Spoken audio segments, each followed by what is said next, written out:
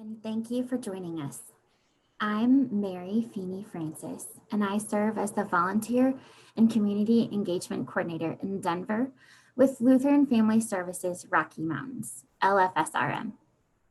LFSRM is one of 3 resettlement agencies in Colorado. We have offices in Denver, Greeley, and Colorado Springs.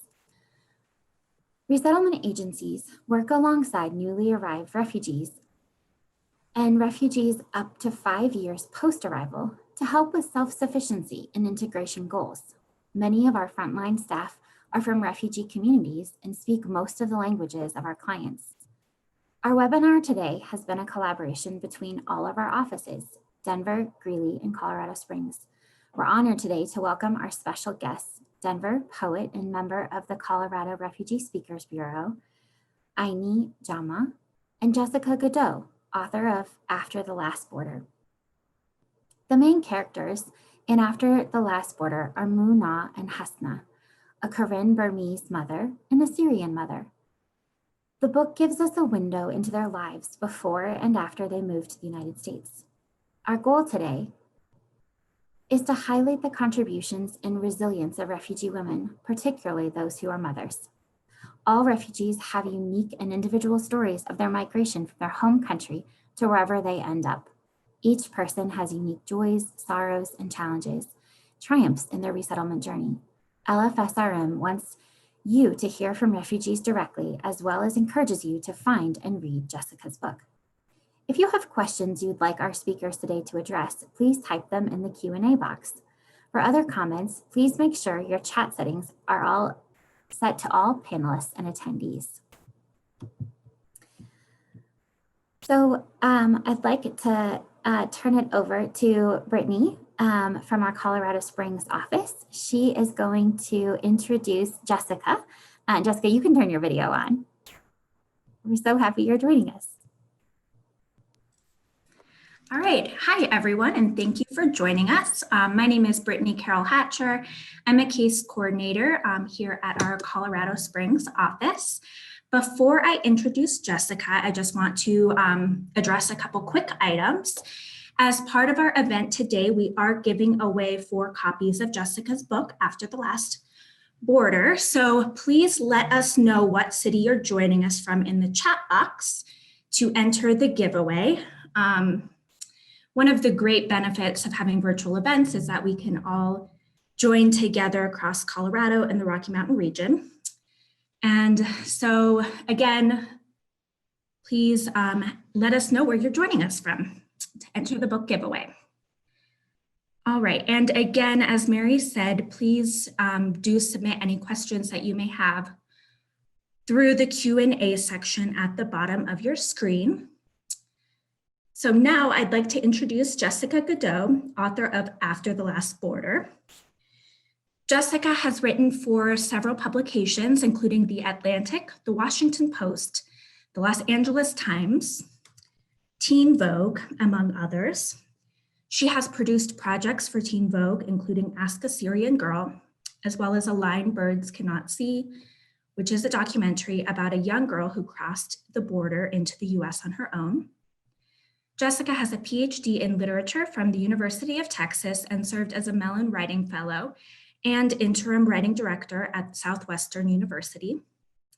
She has spent more than a decade working with refugees in Austin, Texas, and is the co-founder of Hill Tribers, which is a nonprofit that provided supplemental income for Burmese refugee artisans for 7 years.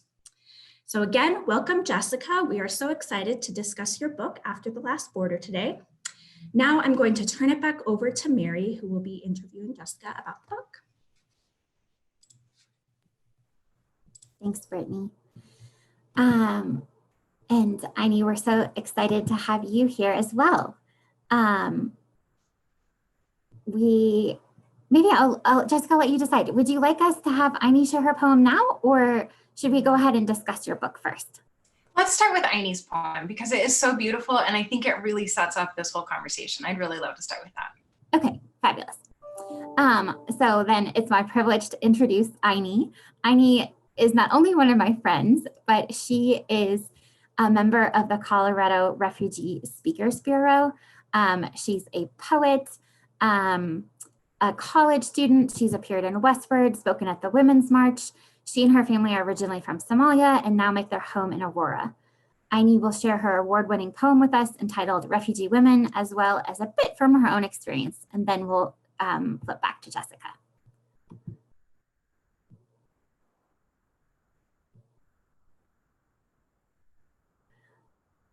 Eyni, can you unmute yourself?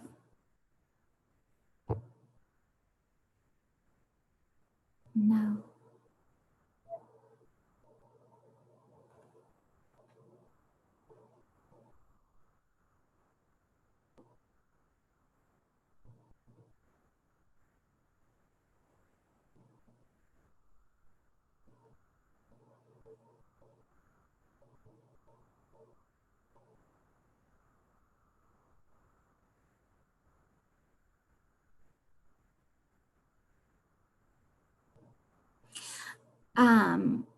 Eyni, I'm wondering while you get your sound working. Oh, here we go. Okay, try. Oops. There we Can go. you hear me now? Yes, that's so much better. Sorry, my laptop is acting really weird.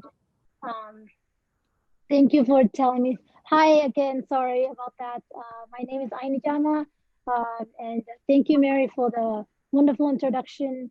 And I'm really excited to be here and to share a poem with you all. I actually just came from Minnesota, so I'm like literally didn't even take off my clothes. So I'm like kind of nervous, but I hope that you all enjoy this poem that I wrote for to honor my mom, but I think it's also for all refugee women. So yeah, I will. So the title of the poem is actually called "Next Time You See a Refugee Woman," and this is how it goes. Life as a refugee, days are hot, sweat dripping off of my chin. The air smelled like a burning rubber. Innocent children being themselves, just like I grew up at the age of 6. My mother is a living inspiration. She worked tirelessly all day, providing for our family. She was barely home. I had no complaints. Let me tell you about refugee women like my mother. Refugee women are queens, the beauty and modesty of women, the role model I have always known, my true hero. Fearless refugee women, backbones of the family, essence of warmness, true providers. Refugee women are exceptional human beings, unmeasurable love, encountering the unfavorable, unpredictable parts of life and things that no one can handle, still strong, supporting us all. Still strong, beyond doubt. Refugee women are beautiful, intellectually smart, not what you think, but a rare knowledge and wisdom, standing for peace, love, and inner beauty. So next time you see a refugee woman or a mother or a refugee mother, remember these things. She is undeniably powerful. She is selfless. She's compassionate. She's independent. She's unstoppable. She's persevering. She's determined in all that life throws at her. And that is truly more than you will ever know. So don't ever underestimate the power of a refugee woman. Thank you. Thank you, Eyni. That's so beautiful. Tell us, you wrote such a beautiful tribute to your mom and to all refugee women. What does your mom's journey look like, and how do you see her particular resilience lived out? Sorry, could you repeat the question again for me? Yeah. What do you see as like your mom's particular journey of resilience? Like, what do you see in your mom that has helped her guide your family through so many ups and downs in resettlement? I mean, I think it was her vision. I think she always knew that despite living in a refugee camp or her injury or so many other things that my mom and my family in general went through, I think the one vision or dream, I guess, that she had was for her children or any of her children to get education, higher education, like especially college degrees. And I think that's one of the things that she really fought for. And I think she could, I mean, she wasn't really a big, really into like, oh, going to another country just because of going to, you know. I think she had more, she had other visions and other goals and other dreams for us because she didn't have that herself. The education that she missed out, that's something that she wanted for ourselves. And I think one of the biggest thing that I think is that she didn't actually want it for us. It wasn't like, oh, she wanted us to get education so we can help her, but it was more so that we can help ourselves and our future. But for me, it was always to help her out and for my future as well. And I think that vision, even though when it seemed impossible with the process, I mean, in 2011, where we got to a point where our visa delayed for about a year and 7 months. And like all of us kind of gave up, like my siblings and I were just kind of really devastated and gave up, almost gave up. And I think for her, she didn't give up. She was still fighting and she was still holding hope that one day we will be able to be resettled and for us to get that education. And fortunately, that happened in 2013. And I've been, you know, I went to middle school, high school, currently in college. And so it's amazing to see how her vision and her dream is able to come true and for us to get that life and to be able to help. And I think one thing that I also like to mention is that my mom is very selfless. She's always about the community, the family, the people around her. And I think she knew that if we were able to help ourselves and for our future, we will be able to also help those around us and our communities as well. And I think that's a big part of for her goal. And she wanted always to reach out to others because even when my mom had nothing, she would always help her neighbors and those around her. So I think that's a big thing that I like that I took from my mom and that I like to put in my future, and hopefully I'll continue to help others just like my mom had done. Tell us a little bit about education and how your mom has influenced or encouraged your education. What are some things from her that you would like to emulate someday if and when you become a mom? Yeah, can you speak to that a little bit? Yeah, I mean, I think I could try to like be like a little bit of the mother that my mom has been, and she is until now. But I think I don't think I can ever get anything close to her because I think when I think of a perfect mother, like she's the first person that comes to mind because she have done even when things were impossible, she have done everything in her power, and even when it seemed like every wall was closing or every door was closing, she still fought through. And it's just like, I don't know, my mom is just really a big inspiration. And I think the part where I actually, in the poem, what I mentioned, that refugee women are intelligent and smart, not what you think, but a rare knowledge and a wisdom. Actually, my grandmother and my mom have raised me with so much wisdom, so much proverbs. And it's just like even now in a daily basis, like I like to use those things. That's where actually my inspiration for poetry came from. It's like my grandmother and my mom would always use proverbs and wisdoms and all those things that they invest in me, and I actually found the inspiration for poetry as well. So I think that's when people insult or when people think that refugee women are not smart, it just really like makes me mad because my mom like taught me math, like how to count month in my finger. Like I literally can count without, I can know what each month ends with without really looking for the calendar. And that's something that my mom taught me. So it's like sometimes it's not like a smart book, but there's so much more that refugee women offer and refugee mothers offer to the world in general. And I think that's something that a lot of people are missing out on because I feel like people are so caught up in the educational knowledge per se that I think they forget that there's a lot of other wisdoms and other things that refugee women and mothers offer, and so much culture, so much rich culture and knowledge and wisdom and inspiration and persevering and determination that it's like you're ignoring all these things just because you're looking at educational knowledge. I think there's a lot that we can learn from our parents and refugee women in general, for anyone, not just us. So last question, Eyni. Tell us, your mom recently passed a really important test and got to achieve something that she's been working for years and years. Yeah, tell us about that. My mom, she was, I think me and my siblings were able actually to pass our citizenship test in 2018. But my mom failed multiple times and she couldn't.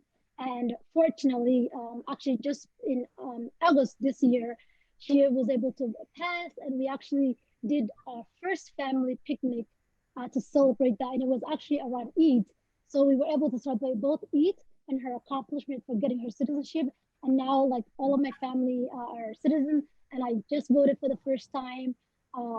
It's just, I mean, it's amazing. But to see her, how hard she was trying, she would be like, "Eyni, come here," and she would ask me how to translate, and I'll try to give different definition or explanation, because our language is so, like, so, there's so many words you could explain, but English is like, I feel like sometimes when I'm expressing myself, it's like there are certain words in my language that captures my feeling very well than English, or sometimes there are words in English that capture my feeling than Somali words.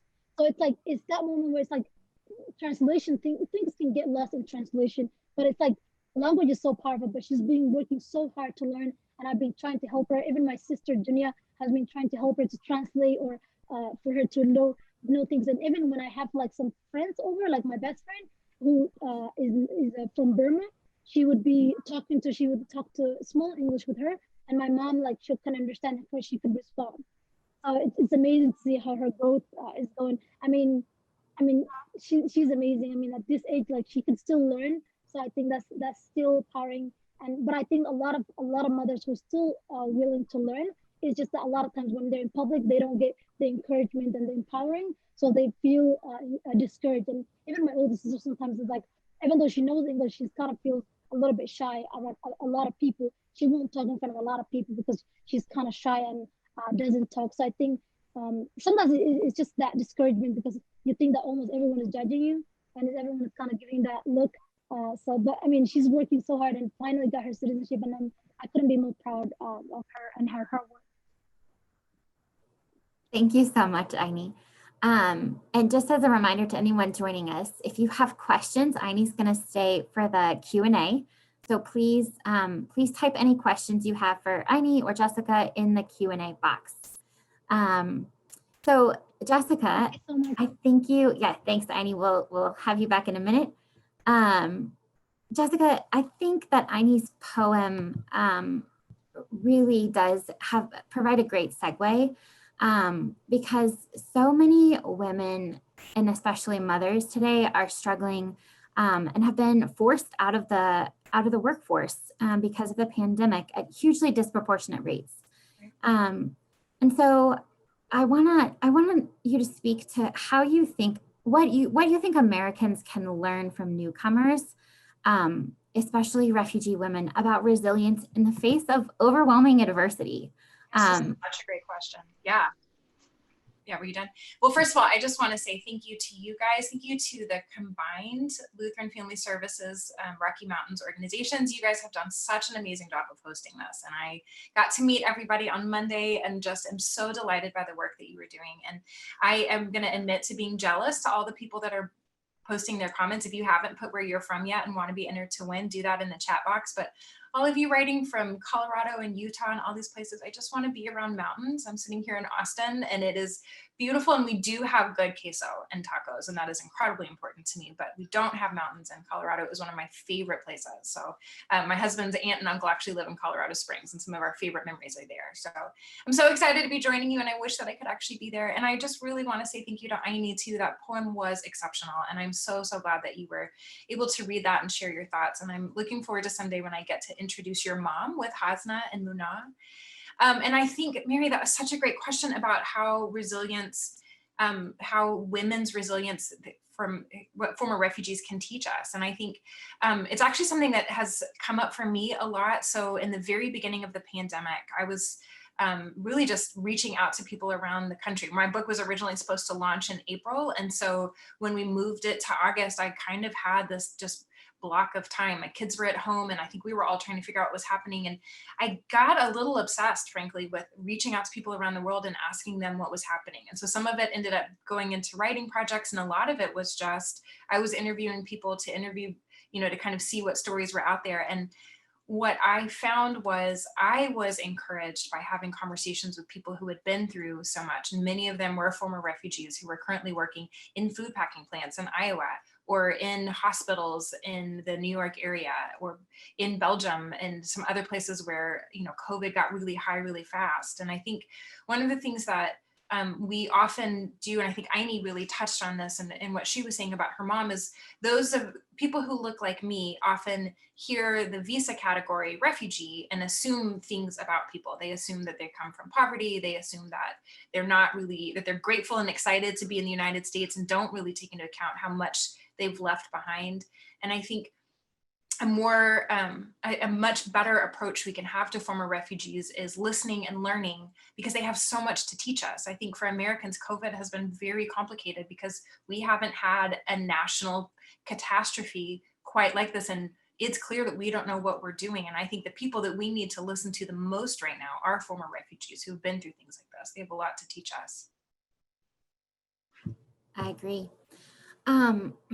So we realize that there are people who haven't read this book who are joining us today. Tell us a little bit, for those who haven't, about kind of your inspiration in writing the lives of Muna and Hasna. What does your relationship with those women look like? And what was it that you wanted your audience to learn from these women? Yeah. So I had no intention of writing this book, I'll be totally honest. I was getting a PhD in English years ago when I first met Muna. That's the pseudonym of the woman whose story I tell, who's originally from Myanmar. And Muna and I became friends when I was volunteering at a community center. And over time, I ended up starting a nonprofit with some other friends. Muna was central to the whole thing. And we had this whole nonprofit helping Burmese refugee artisans, mostly women. We had one man, so we can't say women, but it was like mostly women. We had like 30 women over 7 years, and we helped them. And I was just in relationship with them. I helped them find yarn. My friend would sell stuff. And so we kind of had this, we had the nonprofit, it was also a business, helping as many women as we could. And then it ended when the last artisans got full-time jobs. It was always supposed to be a bridge. So we always intended it to be like something they could do for a bit until they had better employment here. And it was wonderful. And at the end of that, I walked into my academic career and continued to have those as friends and had no intention of writing. And then in 2015, almost overnight, the rhetoric in our country changed about refugees. And I was sitting at a writing center where, I really had my dream academic job in town. Everything was just about as wonderful as it could have been for me in terms of my career. And I thought, I just can't sit here and not do something. And so, long story really short, I ended up writing with Muna, and then I also met Hasna and pitched a book and got a agent and have put together this book. And the goal of it for me is not to write a book in place of former refugees. There are exceptional former refugee writers whose books you should read, and I have a further resource list at the back of the book.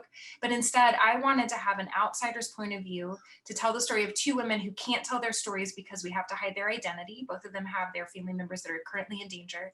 And I wanted to contextualize it within the history of the resettlement program. There were just a lot of things that I didn't know. And I think we really need what to me feels like a basic book of what does it mean to be resettled? What were the points of tension in the past? Have we been here before? Those were some of the questions that inspired me to begin, not just with Muna, but also with Hasna, and especially for seeing what people who were coming over from Syria were facing, and how different it was for the women who I had been close to from Myanmar for so long. So that's part of why I wanted to tell Muna's story to show who we were as a country, Hasna's story to show how quickly and how drastically things have changed. And then really with the history of resettlement, I want to ask the question, is this who we want to be as a country? I think that's really important. And that was something that I wasn't anticipating when I read the book, were all those like intermediary historical interlude chapters. But I thought you did a fabulous job of summarizing hundreds of years of US immigration policy in very like readable language that I think helps people, because as immigration and refugee resettlement has become more politicized and more common, like I think it's important. I spend maybe a disproportionate amount of time in my volunteer trainings, like drilling people on like different kinds, like what it means to be a refugee and all the different eligible populations, because I think sometimes the news isn't that accurate and helpful. And so that would be another reason I would encourage folks to read your book is honestly to help understand and contextualize how resettlement works. So to that end, tell us a little bit about the decision that Muna and Hasna have to make to opt to accept resettlement. And what do you think was going through their minds of like in making this kind of monumental decision? I mean, I can tell you because I interviewed them what was going through their minds. Like so just to have a brief overview, the interview process took 2 years. And so every 2 weeks for 2 years with each of these women, I met with them. And so with Muna, it was about an hour because she speaks English. She's actually one of the translators. Her English is just really amazing. And we've been friends for a long time. And with Hasna, it took place over 5 or 6 hours every 2 weeks. And we took turns hosting each other and providing meals and just spending the day together. There was another woman who goes by the pseudonym Amina, who's a translator for us. And that was the three of us really formed this. And so in the questions, that was really one of the major questions I asked. And I think one of the stereotypes I want us to keep in place when we have our conversations is that we always assume that refugees are excited to come over to the United States and that this is something that like everybody's waiting and can't wait to get to the US. And I know every former refugee I have ever known, with maybe one exception, that is hundreds of people, had no desire to come to the United States. This was not as if, and I think that's where we get into these different visa categories. My ancestors came over because they wanted a better life for their families when they left Wales and Germany and other places. Former refugees have no choice. It is death or flee. And so given the choice between those two, so often they end up in places for decades where there are no options for them. So that was what happened with Muna. She was in a camp in Thailand for most of her life. The average wait right now is 26 years for people who live in camps or in protracted refugee situations. The vast majority of displaced people around the world will never receive resettlement. It's less than 1% of refugees who even have that option. And so for Muna, coming to the United States was really, we're going to stay in this camp where we are going to eat fish out of tins and have never have a chance for education and be stuck here for the rest of our lives, or we're going to take this option. It was not, she was both excited, but also really reticent, and coming to the US was incredibly hard. And that's part of what I wanted to show in this book, is that this was not some happy ending. This is the beginning of a very difficult journey. So it really begins with her arriving here. And that's the story after the last border is really after the last time she crosses. It's the beginning and not the end. But for Hasna, who was living in a beautiful home, whose family was all around her, who had an incredible life that she really loved, never locked her doors. She mentions at one point that the name Syria tastes like honey on her tongue. I mean, when I say she had no desire to leave her country, it is her heart. She has no desire truly to be here now, except that there are no other options. And so I think just recognizing that former refugees come over, it's not even reluctantly, it's there are no other options, and that life in the US is not a fix it, but in a new place. And there are wonderful things about it. I love American culture too, but there are incredibly complicated things as well. And I really wanted to make sure that I was able to show, and I think it's easier for me as an American to write critically about my country. And so I wanted to make sure that I was able to show as well the critical things. There are some great things and there are some really terrible things. And we are in a very particularly terrible time in which we have been very unkind to refugees who have all they did was flee war. And we have treated them so incredibly poorly, especially people who have been caught up in the Muslim ban and some of these other policy decisions that have been targeted against people because of their place of origin.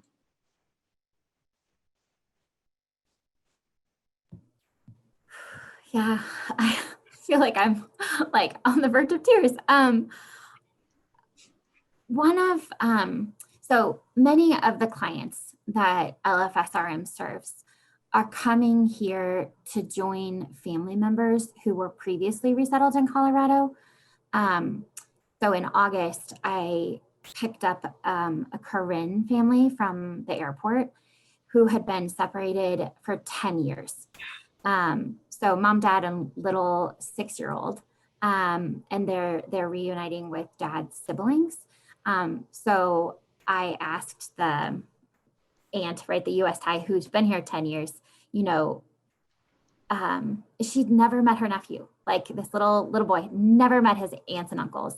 So they're meeting at the airport for the first time, this beautiful little boy. And so for me, that's one of the most rewarding moments, I think, is like seeing families reunited. But tell us a little bit about that separation and reunification that the women in the book experience. And then I also wonder if you could touch a little bit on the terms like chain migration versus family reunification, and sort of how does our rhetoric shape the way we think about policy? This is a question after my own heart. I think it is so important. I think when we dehumanize people, we can say things like chain migration and feel like these are, I mean, the word chain migration itself feels like an offensive one to me. I think it has correlations to the slave chains and the ways in which we have treated people as if they are property. When we say someone comes over here and then there's like a sadistic or kind of a malicious is the word, nature that we're attributing to people, as if they're all just coming over here and then they're kind of secretly hoping to just fill the United States with all these kinds of people. It still leaves me speechless. I have been talking about this for months now, and I still have a hard time not weeping about this, that we are in a place in our country where I have to stand up here and argue that Hasna, who loves her children and wants to be with her children, that I have to argue for that fact, right? And so I think we really have to do a deep reckoning in this country. And I think it is incumbent on those of us who are listening, especially those of us for whom this is an intellectual exercise. If you have to imagine yourself in a position like this, then it is our job to really push for better language and better policies around this. It is not the job of people who are stuck inside of these cruel policies to argue for their own worth and argue for their own children. And I think that's the thing, that's part of what I feel like my job is in relation to this. I watched Hasna as we were doing the interview process. So I met her not long after she arrived in 2016. One of the very first interviews we did was right after the Muslim ban meant that her children were not coming over from Syria. And so I don't want to give too much of the book away, but the entire book is all of the strategizing just for her family to be safe again. And I am deeply in love with all of her children. I talk to them frequently on WhatsApp. They are really extraordinary people. And her grandchildren, I wish more than anything else I could show you pictures of her grandkids. Every time I see her, she's got new pictures. And I'm just telling you now, my mom would crawl across the desert to be with her grandbabies. I can't even talk about this. There's not anything that would keep my mom away from her kids. And I think those of us in the pandemic who have this moment of recognizing that we don't get to be with people as we face Thanksgiving and Christmas, this is the tiniest glimpse of what we have done to families that we promised could be together. And so my greatest hope under the Biden administration is not that resettlement will open again, even though I think that that's really important. It's that we'll begin by saying to families, we are so sorry, we're gonna let you be together again. And so part of what I'm hoping is just a shift in this rhetoric in which I don't ever want to use the word humanize again. I just want to begin with the baseline that people who have fled war deserve to be with their family members, right? Which seems like such a basic truth that we've known for a century and somehow forgot in the last 5 years. There's like a really poignant moment that Hasna experiences. Do you want to share just a short excerpt from your book? Yeah. Yeah, this was the Mother's Day section that we talked about. And so when we originally talked about wanting to talk about mothers and their relationships, this was the section that I picked. It happens in Syria. So the war in Syria began in Daraa, and that's Hasna's hometown. So what happened there were some little boys that wrote in graffiti, and the Syrian government's response and then the family's response back, that kind of escalating tension is what really began the Syrian war. And so Hasna was the firsthand witness to this. And so this excerpt takes place in Daraa. The government is about to respond. Her son, Qassem, is like many Syrian boys, is a soldier in the army. And so he is in Damascus and he overhears something and he comes back and tells his family. And it's really the first time that they realize that things are about to change for them. And so this is Hasna in March 2011. Hasna did not feel like celebrating Mother's Day on Monday morning. She was glad to see Qassem again, but his fever drive and unexpected appearance late on Sunday night only sparked the fear that had coursed through her for 2 days. His warning felt worse because it was vague. What was coming? What would the government do? They had spoken late into the night, speculating freely in whispers as they rarely allowed themselves before, not even inside their home. Every Syrian I've ever met talks about how the walls in Syria have ears. Worst case scenario, they all knew, was a repeat of Hafez al-Assad's assault on Hama 30 years before. They could not decide what the general had meant that Qassem had heard, what they should do, whether they should say anything to anyone. More people had died in Daraa since Friday. Enraged crowds pulled down statues of Bashar al-Assad and his father. The fact that Monday was a holiday only gave the protesters license to destroy the city. By the end of the night, the courthouse downtown would be burned to the ground. That morning, Qassem begged his mother to get away for the day. At first, she said no, but he was persuasive, smiling the sweet smile he reserved for her. After lunch, when he asked again, she raised her eyebrows, smirking, and then rolled her eyes. They went, as their family always did, to Lake Muzayrib. He skillfully guided the motorcycle around each of the curves, the potholes, the other drivers. Hasna clung to him. He was out of uniform that day, in a collared shirt and jeans, looking again like her son and not the property of the Syrian army. The edges of her long black coat flapped around her legs as they left town and he picked up speed. She laughed once and Qassem half turned his head, grinning. The first glimpse of Lake Muzayrib was her favorite. The water, held reverently between steep verdant hills, reflected lacy clouds above. Exuberant new grass asserted itself around winter's scrubby landscape. The road rimmed the lake and Qassem slowed the motorcycle as they circled. They pointed out to each other again the sites they knew perfectly well. There was the road that led to Muzayrib Castle. There was Rana's favorite waterfall. There was the place they picnicked with the cousins from Damascus. Hasna looked and looked, taking it all in, turning her head like a child to see every sight anew. Eventually they stopped and found a place to sit by one of the sites where the water poured from pipes into the lake at an incredible rate. They were not waterfalls, not in the traditional sense, but they were beautiful and powerful, and most of them had taken on a life of their own, the water leaving the pipes to create natural causeways. Somewhere on the other side of the lake, someone was playing a flute. Over the thrumming water, she heard snatches of the minor melody when the wind shifted. Sitting in this ancient valley, one of the most beautiful and fertile in a region that had been the hub of civilization since history began, Hasna felt she could come to grips with her place in the world. She was small. Her family was small. Her time in the world would come and go. The water underscored this notion coursing through her. This water did not care that her beloved city was falling, that her son was in an army that she did not trust, that forces beyond her control were moving toward her at an inexorable rate. It was as if every color were crisper than she had ever seen. Kelly green grass bursting from buff rocks.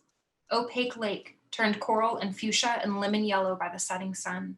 Cerulean sky bruising into indigo as the last light lowered behind the hill. When the sun was gone, she turned to Qassem. Everything is about to change, isn't it? He nodded. They rode through the dark in silence. When it came time for Qassem to set up for Damascus, the grief she had managed to avoid all day caught up with her. She was almost sobbing when she hugged him goodbye, thanking him for a perfect afternoon. He clung to her for a moment, and he was not ashamed of his tears when he kissed her fiercely on her forehead. It was the last time she would ever see Lake Muzayrib.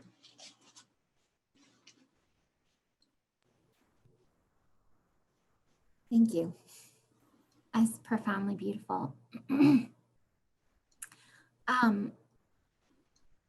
So my question for you now is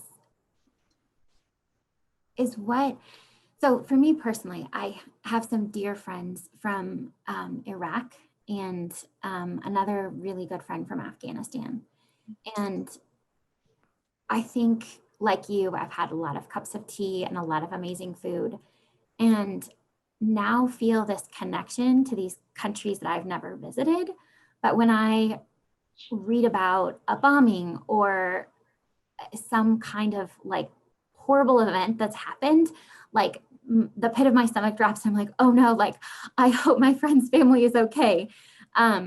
What has that been like for you in befriending these women and learning about these other beautiful countries, and how do you like internalize that?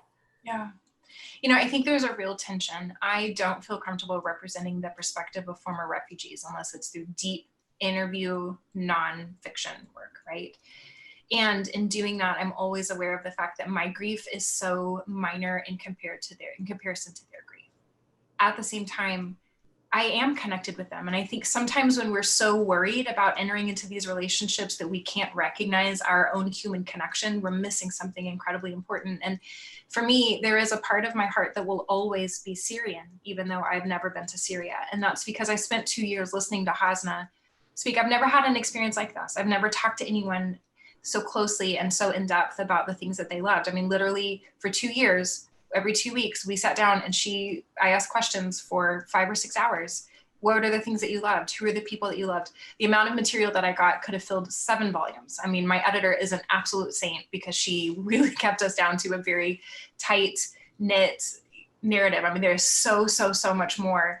And I wouldn't have had it any other way. And so you know, for the research of this book, I have fact checked everything. So I spent a very significant period of time looking at YouTube and Reddit. I'm reasonably decent at this point with Google Translate in Arabic and can confirm several of the battles and stuff. And there is not a thing in the Syrian war that wasn't recorded. And I think that's part of, I share significant grief along with many of the Syrian activists and advocates that we didn't do anything. This is long before this administration that we in the United States just knew that this genocide was happening and didn't do anything. I mean, there is not any battle I was not able to find. I watched children, frankly, be tortured and be shot in the face. And I mean, just horrific things. And, you know, I share a deep unrest that I'm not sure is ever going to go away. And I hate talking about this sometimes because I don't really want people to feel like this book is sad. For me, this book is not sad. There are sad things that happen in this book, but this book is like Eyni talked about the resilience of her mom. This book is really the story of these 2 incredibly strong women.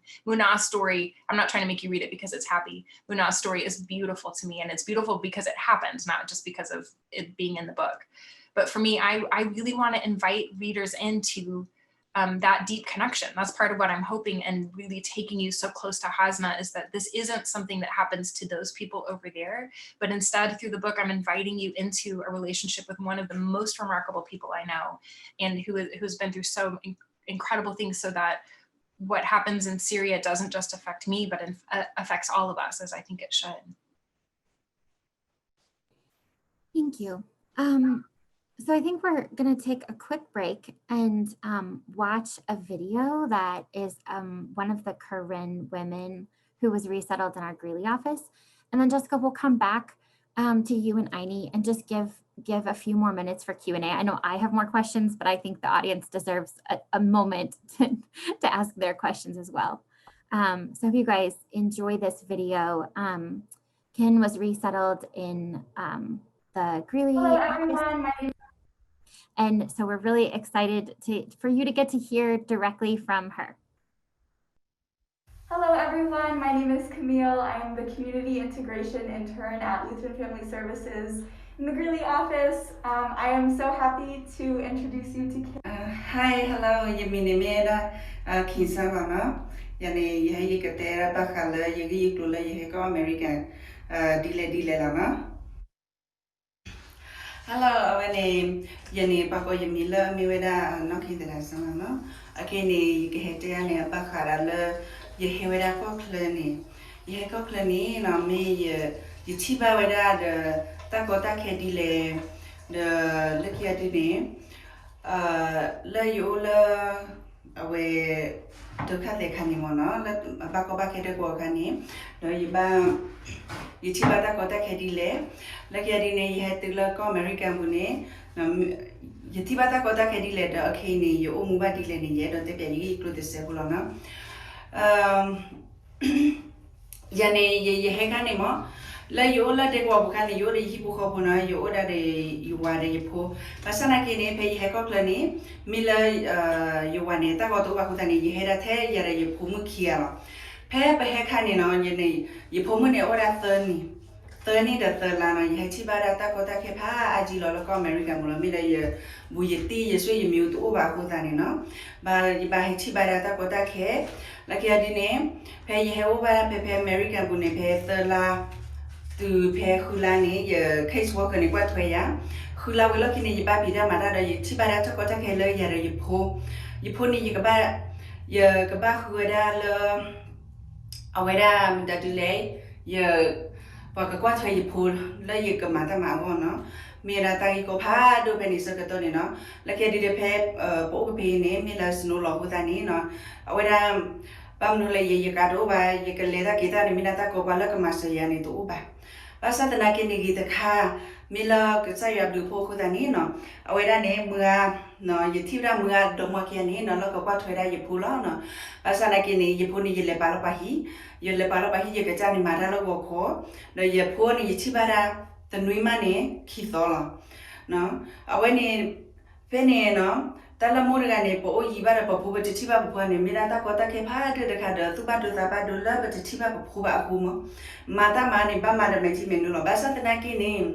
yete solo yiba yete khisa lo yiba no te se ba no ba mnu khole yi ke chumo ke da ki ne di pa ma ti hu ta ne yima ka ba ti di do ba o ti hu ta ne yu o ba ti lo no ba sa tana ki ne awe ne Tula yamada ma no yamada mane yele mada mane yuguglesa mayera ni basa na ki jimeto the dollar awani you refugee the American no awani mimida yimi all refugee ni na yimi guglesa tele da ne mila pa you ta go to da do pa hata ta klateni da do ni ba ni yeka tibara ta ko ta ke dula ke khelo mo ta ye ha to American ni mila yeta gugles go yeta darile yegi ba talo yeta tu lo chalo yegi ba ko yeta gugles go mo no you order ye pokia ba sa tanaki no dula mu ni ka ta ni me gugles ta pa ta ni ba ta mu ni le thole thora ta pa ta lo no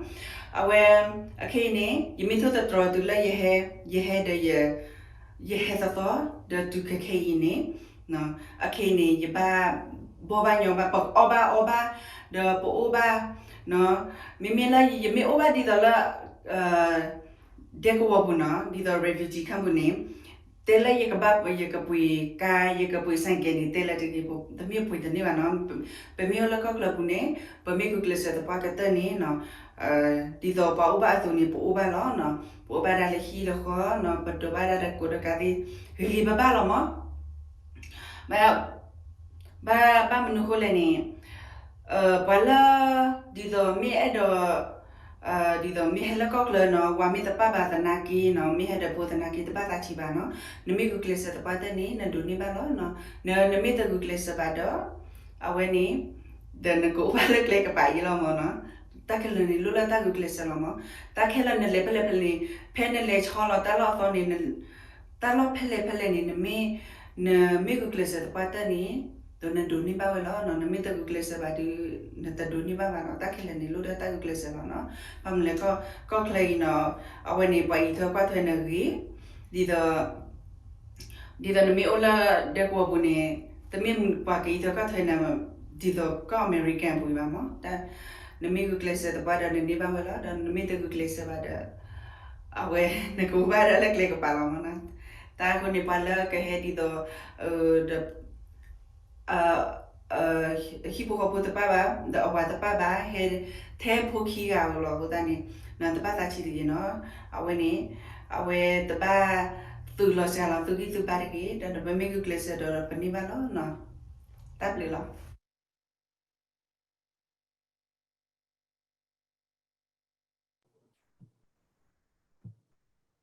Wow. Camille and Ken, thank you so much for making that video. it was beautiful, and I think gives us a perspective of a single mother and just how incredible and strong and committed they are. So Eyni and Jessica, if you guys want to come back, we have a few minutes left for Q&A. The first question we're going to ask goes to Eyni. Eyni, what memories do you have of resettlement? And maybe as you've been listening to Ken talk and to Jessica and some of her stories, like what has come to your mind or has connected with your experience? For me, I was a child, like, throughout the refugee, when the refugee process or resettlement was going for my family, I was from the age of 6 to the age of around 13 or 12. As a young, like, I was just following my family, just kind of like looking around and observing. So at first I didn't really understood much, but then later on now, being volunteering with a lot of organizations, speaking at organizations, and just by learning from you all, I've realized, I was like, oh, like I tried to connect memories. And so, but I mean, for a lot of families, it's being really, really difficult. My family were one of the lucky families that were able to be at the refugee for about, I would say, 7.5 years. Whereas like a lot of other refugees, they stay until like 20 years or 20 plus years. And so, for my experience, I can't really say that it was as long as for a lot of other refugees who are, even some are actually are there until now, which actually some of my classmates that I grew up with, went to school with, are actually still in the refugee camp. So I can't imagine what they would be going through at the moment. But for my family, it was not really that difficult. But I think one of the most difficult for my family, or the process that I was draining for us, was when I was mentioning earlier, that 1 year and 7 month delay, where our visa was delayed, but there was no explanation of why our visa was delayed or what was going on. So we were kind of like left in the dark, and we were given no explanation or no answers, or even no hope or time period that we were going to stay there. So we literally didn't even know if we were going to stay there for 5 years, and then, or 6 more years, or even 10 more years. But unfortunately, at least it was a year and a half, or a year and 7 months. But yeah, for me, I think that was the hardest part for our family. But a lot of the times it was just tons of interview after another interview after another interview. And actually, if you fail, then you disqualify from that process, or the opportunity to get resettled.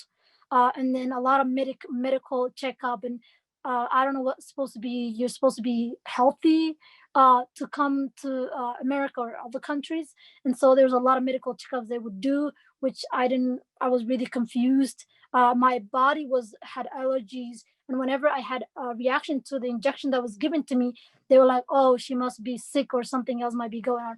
And that was one of the weirdest things. I was like, I'm not sure, like I could be allergic to something. So I wasn't really sure what was going on, but I think those are the weird, or the most confusing part of the process. But I'm sure my mom has more. But I mean, I was just a little kid, so but that's something that I could remember. Thank you so much, Eyni.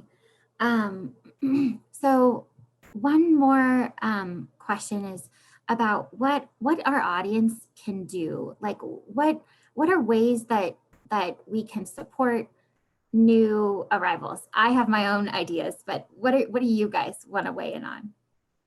Eyni, do you want to answer that first? Sure. I think it's just kind of like, if it might not be exactly similar, but I'm gonna use like a neighbor. Like, let's say someone came from another state, or some other place, but they speak English or whatnot, and they they need maybe direction or some kind of question. It's just like you're welcoming them to your neighbors. So I think that's kind of a similar idea, but it's more difficult because maybe there's a language barrier, maybe there's religion or other things that could be difficult. But I think at the end of the day, neighbors, in my religion, it says that, like, your neighbor, regardless of their religion, if your neighbor is hungry and they sleep that night without having food, and you had food, you'll be asked in the day of judgment, because you had food, but your neighbor didn't have food, but you didn't check up on them, regardless of their religion. And I think that's something that I think is very amazing for me, because it's like, your neighbor is your neighbor. At the end of the day, they're a human being, and if they need something, you have to check up on them. And I think I remember one of my first friend, actually, that I made here, was two, they're not pastors, but they work at a church. So they would come to our neighborhood fixing our bikes. And I was so nervous, I was so anxious, but he was fixing my bike, and I just started creating conversation, and we became friends, and I invited to my house. We exchanged our religion. I introduced to my mom. I even taught a couple of words in my language, and our age gap is crazy because he could literally be my father, and we still made that bond despite our religion difference, race different, or views difference, and we still were able to bond, share food. We were able to. We had like a religious celebration, Ramadan, and we shared a lot of our traditional food that we eat during the month of Ramadan, and he was just really amazed by it. And I think when I found that, like the first year that I came here, I was so mind blown how much human beings can connect through food or anything. So I think it's just really try to connect with people there, regardless of their difference. I think at the end of the day, we are all human beings. And I think something that bonds people is food, regardless of language or whatever barrier that is there. I think food is something that always bonds people together. Share your culture food. They will share us, like refugees. One thing that we're very generous on is food. Mm-hmm. Traditional food is something that we like to share. So I think, them sharing culture food, you sharing cookies or certain certain American food is just amazing. And that's a way to bond. You have to build trust. You can't just expect people to just, because people are like, they don't know who to trust. They don't know who to ask for help. So you have to welcome them. You have to open your heart, open your house to them, for them to feel safe, for them to feel comfortable to ask for help. And I think it's just a human thing that you could do. It's just really, and when you see, just smile, say hi, or even wave. And I think smile is something that also is very amazing in cultures. And now with masks, it's difficult, but I think the little things, whatever you can do to help and to connect with people and bond and hear their stories, you share your stories. And it's just it's not really, I think a lot of times we think it more complicated. It's not really that complicated. It's just how you would connect with an American friend who just moved in your neighborhood. That's so good. I just want to say to Eyni, first of all, I just want to say in front of everyone, when you're ready to write your book, you have my email. So I hope that you email me and we're going to talk, because you are brilliant. You're an incredible writer. And I'm so excited for when your book comes out at some point in the near future. I think your answer was the best answer. And I just want to have one extra addition for people who are volunteering, that exactly what you said. I think so often I have seen damage, and frankly, I have done damage when I have viewed former refugees by their visa category instead of by their personhood. And so in the same way that we go up to any new friend, we don't immediately begin with, tell me the deepest, darkest, most traumatic thing that has happened to you. Are you sad? He's doing this too. How about, what's your name? Where are you from? It's nice to meet you. Do you know what I mean? And I don't know why we do this with former refugees, but just knowing that this is something that you walk in as a person, meeting another person, it's a totally different way of encountering this. I'm going to say then the second thing, and I think that I know Mary and some of the rest of the team are going to talk about this too. Right now, more than almost any other time, literally a week ago, people that are doing refugee resettlement found out that refugee resettlement is going to be saved in the United States. This is actually my first event since we found this out, and it is such joy for me. So much snapping, right? There is not anything that you can do better right now in the near term than financially supporting your resettlement agencies. There is a huge amount of rebuilding that is going to have to happen. So of course, the 3 resettlement agencies that are sponsoring this event, but also some of you who are coming from other places. I saw Michigan, I saw Utah. There are extraordinary resettlement agencies there. So while resettlement is an international program, it is also hyper local. And so making sure that you are saying to you, are you volunteering, you are giving your end of year giving is a great opportunity for you to support resettlement agencies. And I want to say this as someone who has no financial ties, it is one of the very best things that you can do to provide, give them the overhead that they need in order to do the extraordinary work that they are trained to do and do best. And then let them tell you what are some volunteer opportunities, what are some ways that you can help. Thanks, Jessica and Eyni, for both your time. To wrap things up and to announce the winners of the book giveaway, my colleague from Greeley, Alex, is going to do that. Thank you. Hi, everyone. My name is Alex Clowen, and I'm the Case and Community Coordinator up in the Greeley Refugee and Asylee office. work with volunteers and interns and community groups, and I also work with each case to help them assess their needs holistically and make plans so that they can find their personal definition of success in the US. So I'm here to wrap us up. I hate to end that amazing conversation that we were having early, but I'll talk a little bit about how we can all get involved. And at the very end, I'll announce the giveaway winners for the 4 copies of After That Last Order. After this webinar, you will all be receiving a follow-up email with the information that I'm about to talk about, including contact info for each of us volunteer coordinators and links to where you can buy the book. At LFS, we have an active volunteer program that creates bridges of social connection between refugee populations and members of the receiving community. You can go online to lfsrm.org to view a list of our volunteer opportunities. We also have our volunteer trainings on the calendar. Those are required before you start volunteering at LFSRM.